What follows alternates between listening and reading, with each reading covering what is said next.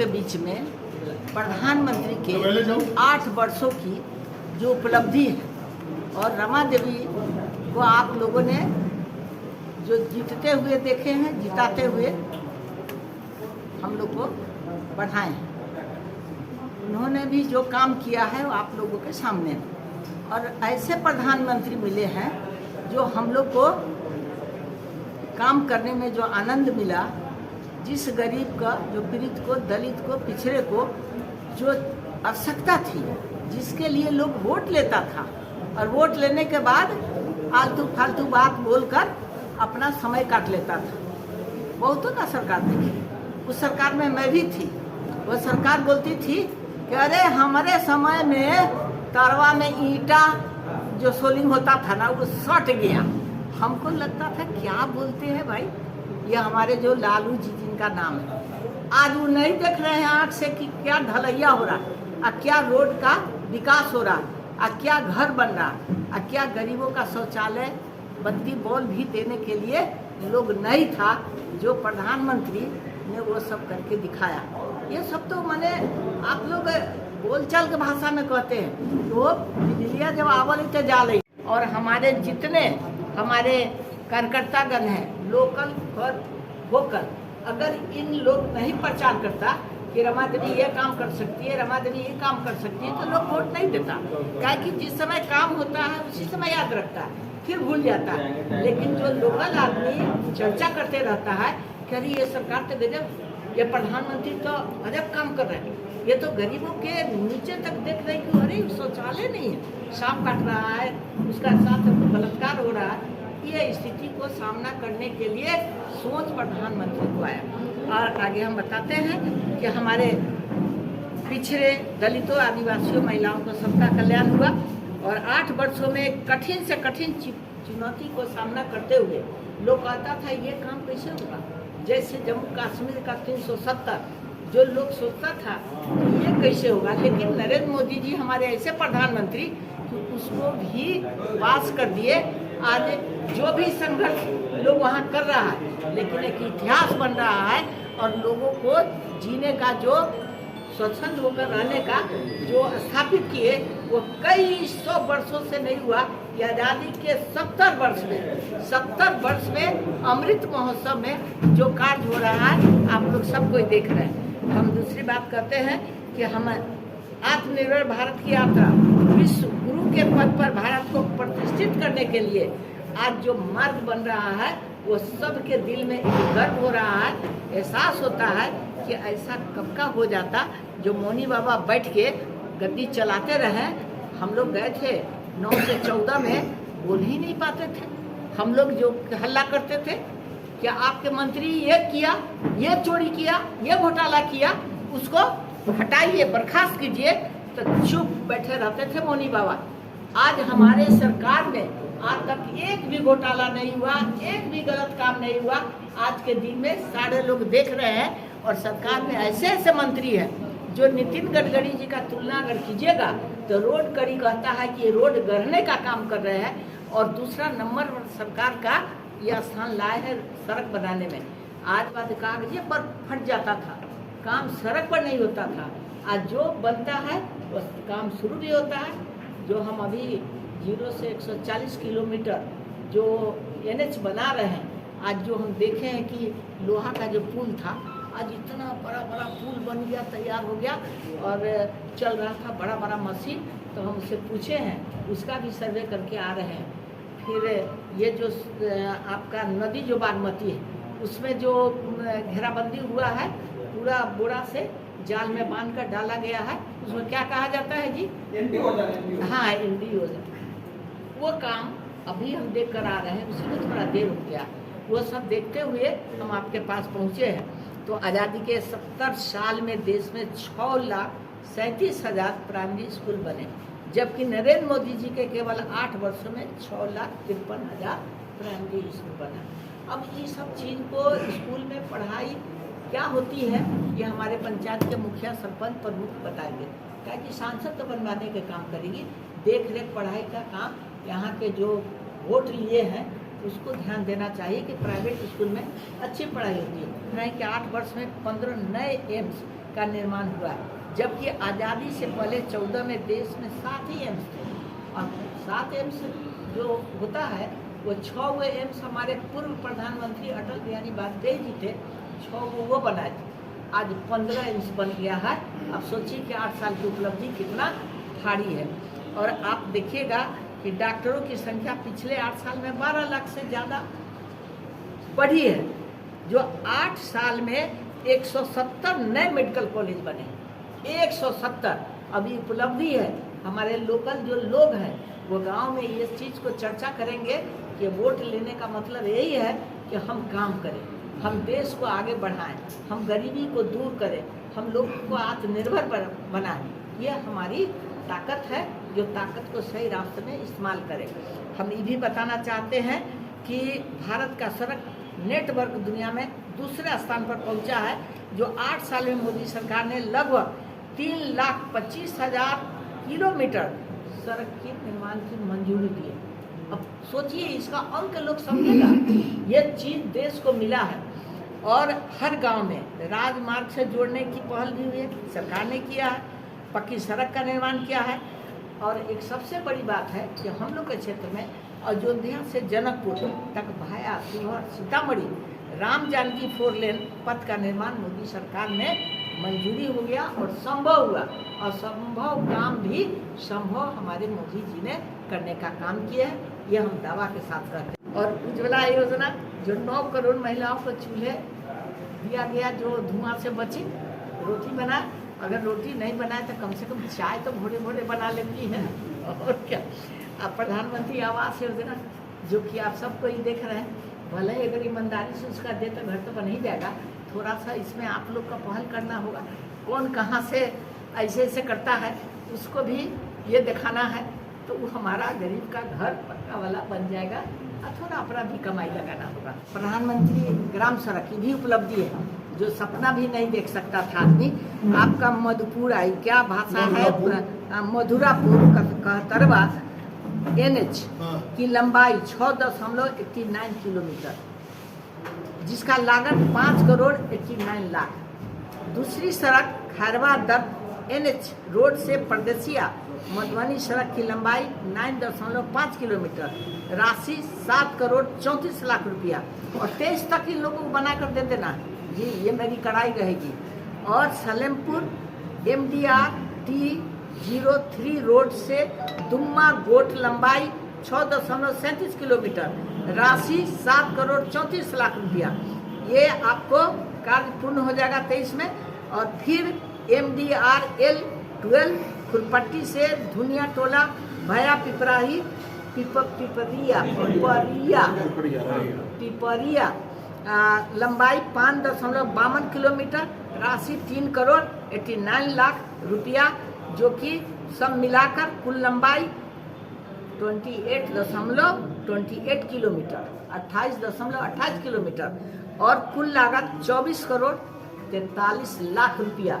लोग हमको भेजता है कि 5 करोड़ लगी, तो हम ये डेट है आपका मैंने 23 में पूरा करेगा, 24/4/2023 तक पूरा कर देगा। ये हम लोग पूरा करवा लेंगे। जैसे NH हमारा देर किया था, जिसके लिए हमको कई मीटिंग करना पड़ा, आज उसी सड़क को मुआयना करते हुए आए हैं। और वो बड़ी बड़ी पुल को जब देखकर हम कहे कि चलो भाई, हम जो वादा किए थे जनता को ये सुपुर्द करेंगे। वो बड़का पत्थर गिराने वाला सब लाए हुए था मशीन, तो हम कहे कि गिराओ, उधर से आएंगे तो देखेंगे कि कितना बड़ा बड़ा पत्थर तुम डाल रहे हो। सेवा सुशासन और गरीब कल्याण पर्व, ये अभियान जो भारतीय जनता पार्टी पूरे देश में चला रही है, माननीय देश के यशस्वी प्रधानमंत्री नरेंद्र भाई मोदी जी के 8 वर्ष पूरे होने के उपलक्ष्य में 23 मई 2022 को 8 वर्ष मोदी सरकार ने पूरे किए हैं। और उसके बाद ये कार्यक्रम शुरू है। आज उसी कड़ी में शिवहर में माननीय सांसद, यहाँ की लोकप्रिय सांसद, हम लोगों के अभिभाविका आदरणीय रमा देवी जी ने आपको विस्तार से चीज़ों के बारे में बताया। मैं केवल ये कहना चाहता हूँ कि मोदी सरकार ने 8 वर्षों में जो ऐसी सरकार रही है जिसने बड़े और कड़े फैसले लिए, ये ऐसी सरकार है जिसने चुनौतियों को अवसर में बदलने का काम किया, ये ऐसी सरकार है जिसके बारे में माननीय सांसद महोदया ने बताया है। मैं कुछ आपको चीज़ें बताना चाहता हूँ कि आप कल्पना करिए, नोटबंदी जो बड़े फैसले हुए, जो कड़े फैसले थे, जो राष्ट्रहित में थे, जो देश हित में थे, नोटबंदी जैसा फैसला, सर्जिकल स्ट्राइक जैसा फैसला, जीएसटी लागू करने वाली सरकार है, 3 तलाक बिल को मंजूरी दिलाने वाली सरकार है, 370 समाप्त करने वाली सरकार है, 10 सरकारी बैंकों का विलय करने वाली सरकार है। और मित्रों, जब जरूरत पड़ी तो किसानों के हित में जो कानून, कृषि कानून बनाई थी, लेकिन किसान भाइयों को विरोध हुआ तो उनके हित में और उनकी भावना को समझते हुए सरकार ने तीनों कृषि कानून वापस लिए। ये बड़े और कड़े फैसले इस देश में 2014 के पहले, मित्रों मैं आपको बताऊंगा आप किस रूप में किसी सरकार का आकलन करते हैं। पिछली सरकारों में मनमोहन सिंह जी की सरकार थी, जैसा हमारी सांसद महोदया बता रही थी, 10 वर्ष उनकी भी सरकार चली और हर वर्ष कोई ना कोई घोटाला आपके सामने चला आता था, चाहे 2G स्कैम हो, कॉमनवेल्थ स्कैम हो, स्कैम की लाइन लगी थी। लेकिन नरेंद्र भाई मोदी की सरकार ने देश में और दुनिया में एक नया वातावरण स्थापित किया है।